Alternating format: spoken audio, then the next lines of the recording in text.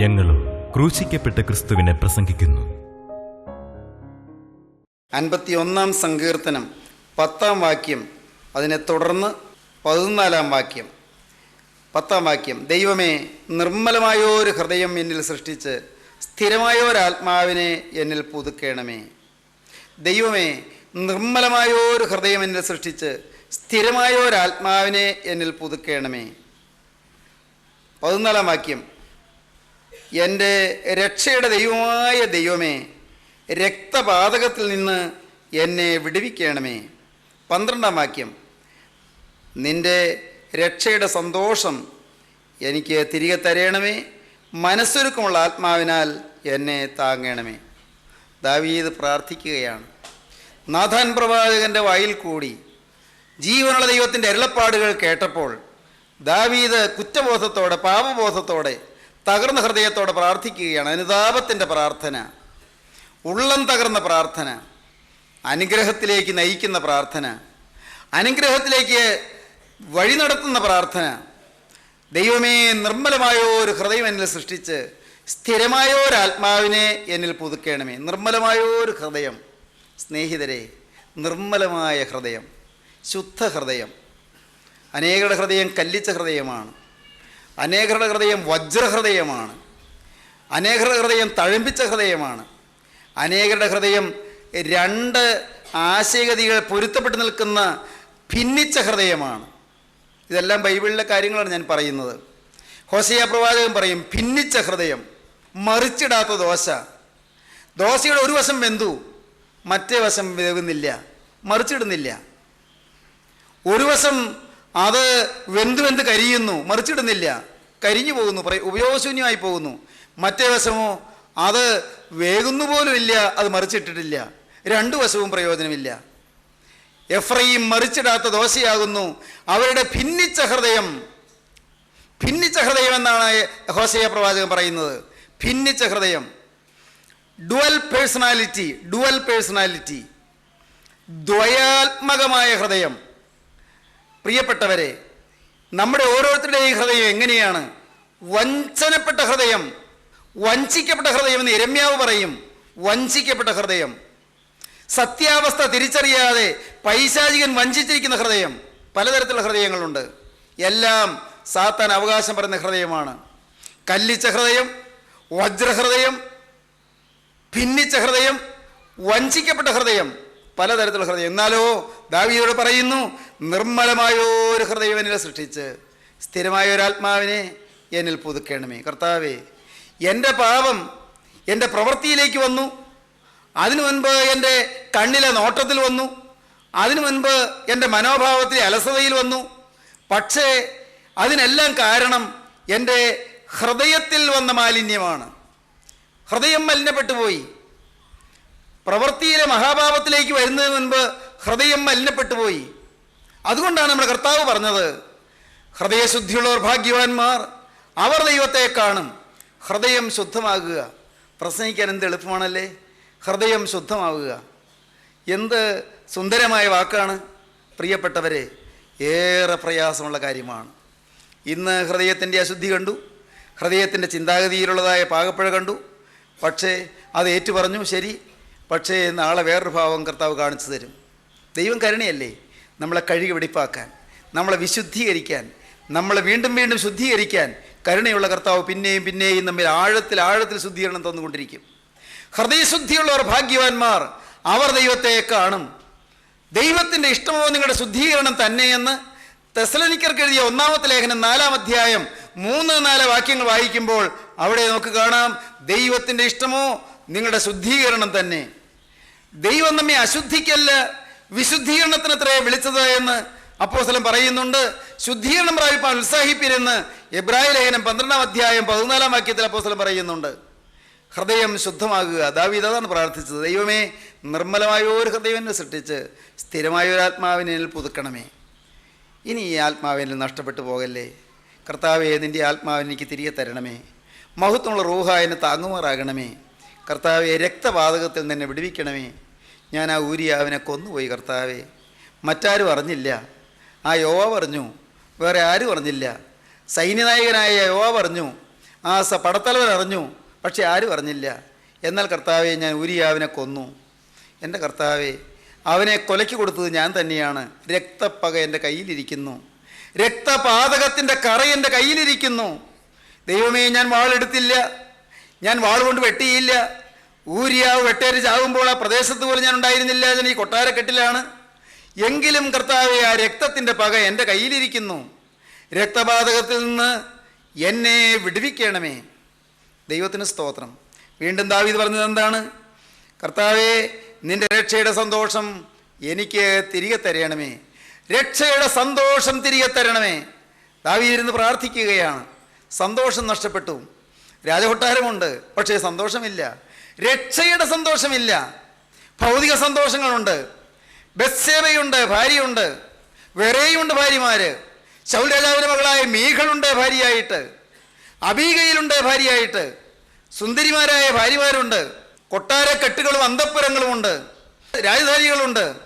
എന്താണ് പദവിക്ക് കുറവ്? എല്ലാം ഉണ്ട്, പക്ഷേ രക്ഷയുടെ സന്തോഷം മാത്രമില്ല. സ്നേഹിതരെ, ഇപ്പോൾ ഞാൻ നിങ്ങളോട് വിനയപൂർവ്വം ചോദിക്കട്ടെ, രക്ഷയുടെ സന്തോഷം നിങ്ങൾക്കുണ്ടോ? പല സന്തോഷങ്ങൾ നിങ്ങൾക്കുണ്ട്. പല സന്തോഷങ്ങൾ. പൈസയുള്ളതിൻ്റെ സന്തോഷമുള്ളവരുണ്ട്.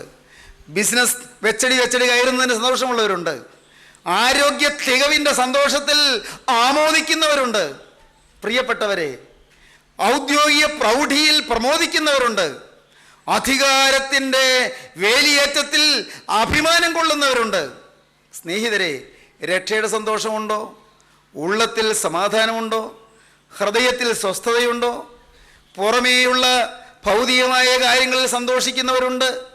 നിലംപരിയടങ്ങിൽ സന്തോഷിക്കുന്നവരുണ്ട്. സമ്പത്തിൽ സന്തോഷിക്കുന്നവരുണ്ട്. വിദ്യാഭ്യാസത്തിൻ്റെ അതിഥ്യകയിൽ കയറി നിന്ന് ആമോദിക്കുന്നവരുണ്ട്. ഉന്നതമായ കൊടുമുടിയിൽ കയറി നിൽക്കുന്നത് പോലെ വിദ്യാഭ്യാസത്തിൻ്റെ ഉയർന്ന തലങ്ങൾ പ്രാപിച്ചതിൽ അഭിമാനം കൊള്ളുന്നവരും അഹങ്കരിക്കുന്നവരുമുണ്ട്. രക്ഷയുടെ സന്തോഷമുണ്ടോ? പ്രിയപ്പെട്ടവരെ, നിങ്ങളുടെ ജീവിതത്തിലേക്ക് നോക്കൂ. ദാവീദ് പറഞ്ഞു, എൻ്റെ ദൈവമേ, ഞാൻ ആടുകൾ നോക്കി നടന്നപ്പോൾ എനിക്കൊരു സ്വത്തുണ്ടായിരുന്നു, രക്ഷയുടെ സന്തോഷം ഉണ്ടായിരുന്നു.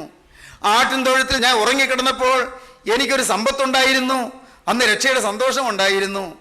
ആടുകളുടെ പിറകെ ചെറിയ വടിയും വീശി തവണയും മറുകയിൽ പിടിച്ചുകൊണ്ട് മൂളിപ്പാട്ടും പാടി ആ മലഞ്ചെരിവിലൂടെ നടക്കുമ്പോൾ എനിക്ക് രക്ഷയുടെ സന്തോഷം ഉണ്ടായിരുന്നു.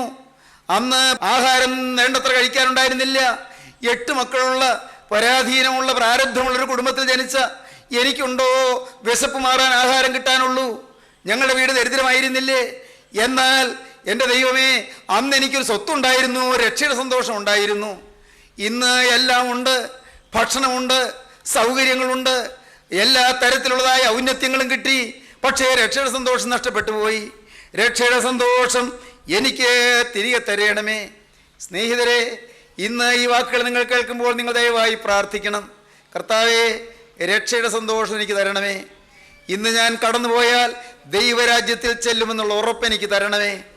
ഇന്ന് ഞാൻ ഈ ഭൂമിയിൽ നിന്ന് മാറ്റപ്പെട്ടാൽ സ്വർഗരാജ്യത്തിൽ എൻ്റെ നാഥൻ്റെ പാദം ചുംബിക്കാൻ, അവൻ്റെ പാദം മൊത്താൻ, അവൻ്റെ ആണിപ്പാടുള്ള പാദത്തിൽ വീഴാൻ ഞാൻ അവിടെ പറന്നു ചെല്ലും. ദൂതന്മാർ എന്നെ കൂട്ടിക്കൊണ്ടുപോകും. സ്വർഗീയ മാലാഖമാർ എനിക്ക് വേണ്ടി അയക്കുമെന്നുള്ള ഉറപ്പെനിക്ക് തരണമേ. എപ്പോൾ കടന്നുപോയാലും ദൈവരാജ്യത്തിലെത്തും എന്നുള്ള ധൈര്യം എനിക്ക് തരണമേ. ആ പ്രാഗൽഭ്യം എൻ്റെ സ്വത്താക്കി തരണമേ. മറ്റെല്ലാം മാറി മറഞ്ഞു പോകും. സമ്പത്തും വിദ്യാഭ്യാസവും ബന്ധുബലവും ചാർച്ചക്കാരും ഇന്നുള്ള സ്നേഹിതന്മാരും ഇന്നുള്ള കൂട്ടാളികളും ഇന്നുള്ള സഹായഹസ്തങ്ങളും എല്ലാം ശവക്കുഴി വരെ മാത്രം. എന്നാൽ ശവക്കുഴിക്ക് അപ്പുറത്തേക്ക് നിൽക്കുന്ന രക്ഷയുടെ സന്തോഷം എനിക്ക് തിരികെ തരണമേ. മരണത്തിന് ശേഷം നിലനിൽക്കുന്ന രക്ഷയുടെ സൗഭാഗ്യം എനിക്ക് തിരികെ തരണമേ. അതാണ് ദാവീദ് പ്രാർത്ഥിച്ചത്. ദൈവമക്കളെ, എല്ലാം മാറി മറഞ്ഞു പോകും. ദൈവത്തിന് സ്തോത്രം. 39-ാമത്തെ സങ്കീർത്തനത്തിലാണ് സങ്കീർത്തനക്കാരൻ പറയുന്നുണ്ട്, യഹോവേ, എൻ്റെ അവസാനത്തെയും എൻ്റെ ആയുസ് എത്ര എന്നതിനെയും എന്നെ അറിയിക്കണമേ. ഞാൻ എത്ര ക്ഷണികനെന്ന് ഞാൻ അറിയുമാറാകട്ടെ.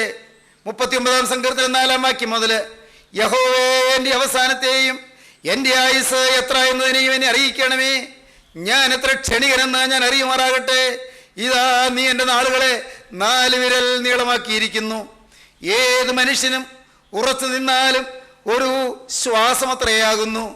മനുഷ്യരൊക്കെയും വെറും നിഴലായി നടക്കുന്നു നിശ്ചയം. അവർ വ്യർത്ഥമായി പരിശ്രമിക്കുന്നു നിശ്ചയം. അവൻ ധനം സമ്പാദിക്കുന്നു, ആരനുഭവിക്കുമെന്ന് അറിയുന്നില്ല. പ്രിയപ്പെട്ടവരെ, മനുഷ്യ ജീവിതം നശ്വരമാണ്. മനുഷ്യ ജീവിതം ക്ഷണികമാണ്. നിലനിൽക്കുന്നത് നിത്യരക്ഷയാണ്. നിലനിൽക്കുന്നത് എവർലാസ്റ്റിംഗ് ലൈഫ്, നിത്യജീവനാണ്. നിലനിൽക്കുന്നത് ക്രിസ്തുവും ക്രിസ്തുവിൻ്റെ രാജ്യവുമാണ്.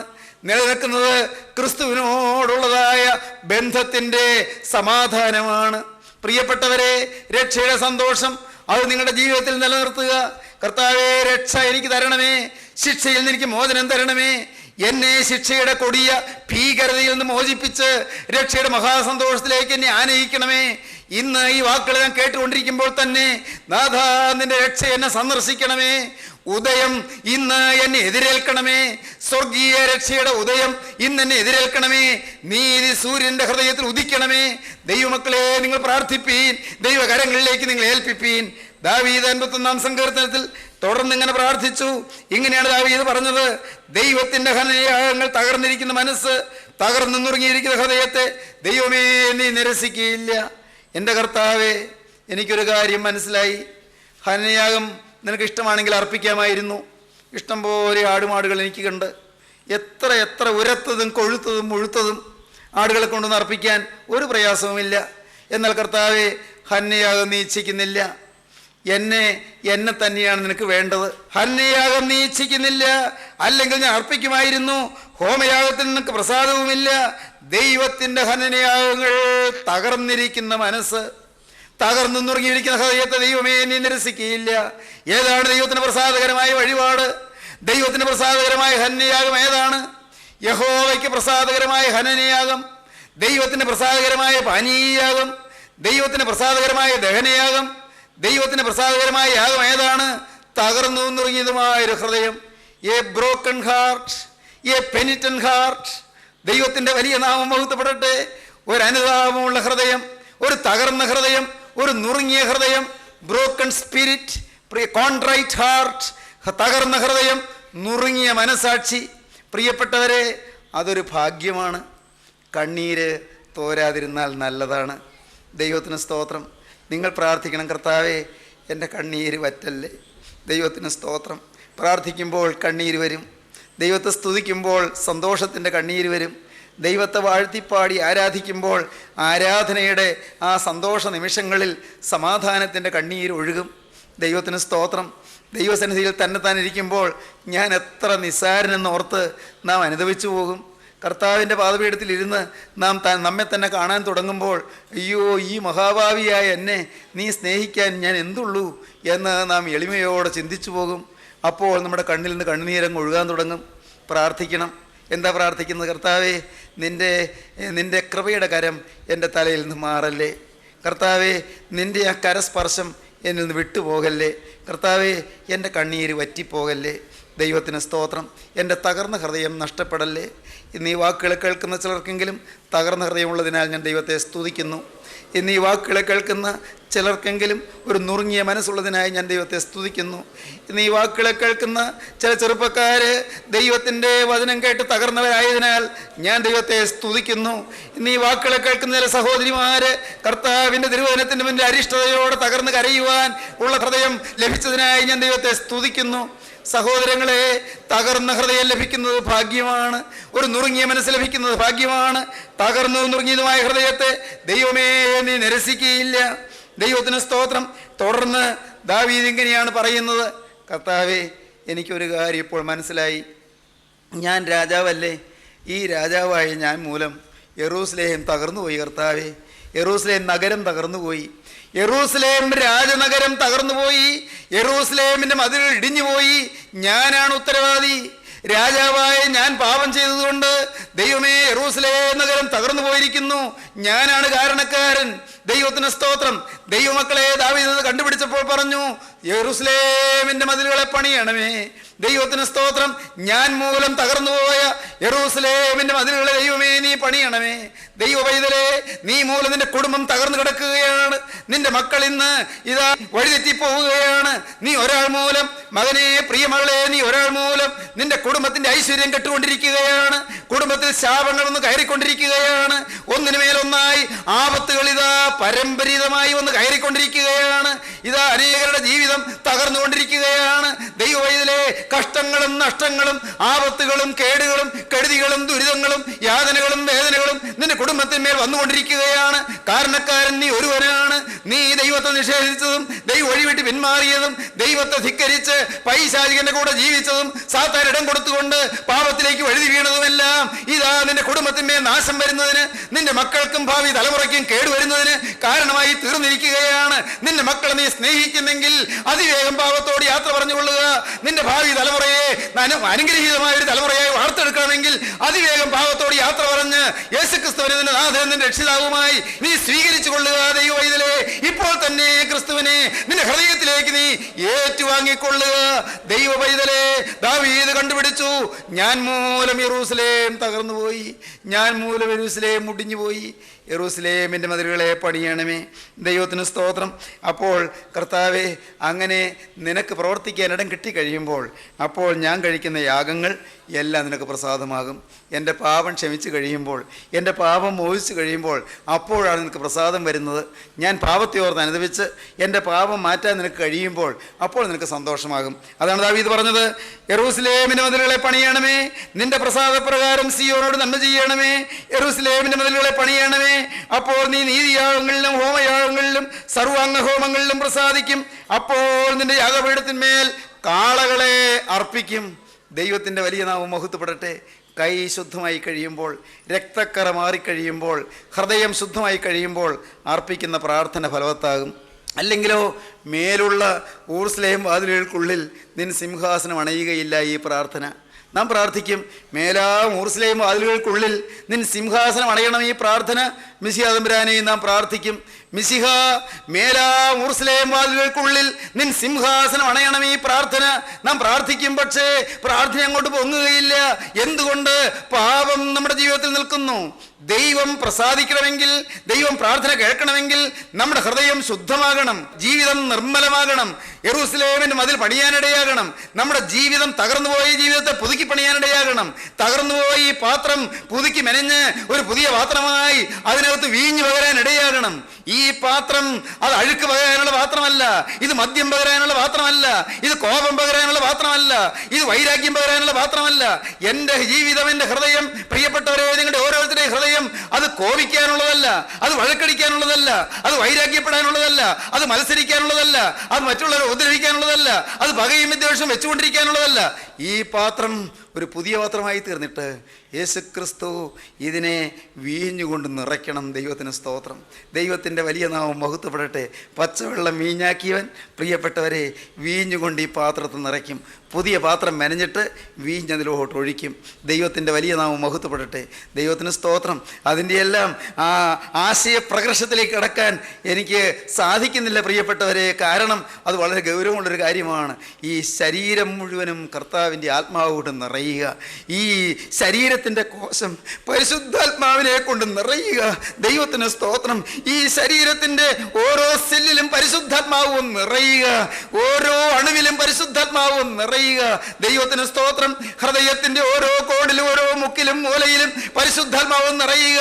നമ്മുടെ രക്തധമനികളിൽ കൂടി ഒഴുകിക്കൊണ്ടിരിക്കുന്ന രക്തത്തിൽ ഇതാ പരിശുദ്ധാത്മാവ് നിറയുക. ആ തീ രക്തത്തിൽ കൂടി ഒഴുകുക. ദൈവത്തിൻ്റെ വലിയ നാമം മഹത്വപ്പെടട്ടെ. ഇതൊന്നും ഭാവനയല്ല പ്രിയരെ, ഇതൊന്നും തോന്നലല്ല.